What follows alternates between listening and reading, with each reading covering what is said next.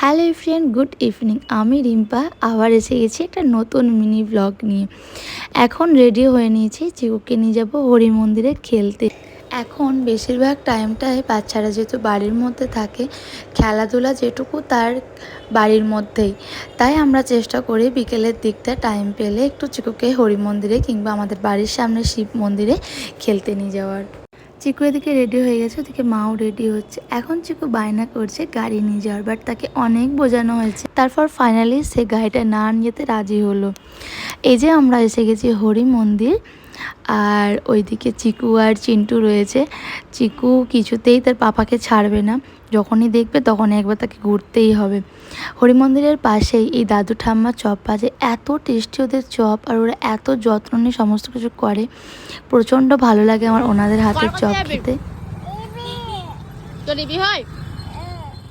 মায়ের একটু পায়ে ব্যথা ছিল, তাই চিন্টু গিয়ে প্রথমে মাকে দিয়ে এসেছিলো হরি মন্দিরে।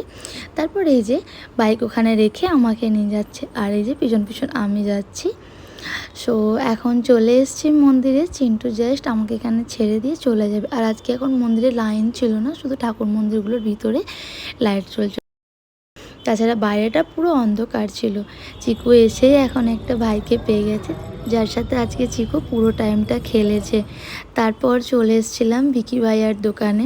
আজকে প্রচণ্ড আমার আর মায়ের চিকেন রোল খেতে ইচ্ছা করছিল, আর এদিকে ভাইও চলে এসছে নিতে, তাই বাড়ির সবার জন্য নিয়ে নিলাম চিকেন রোলটা। আজকের মতো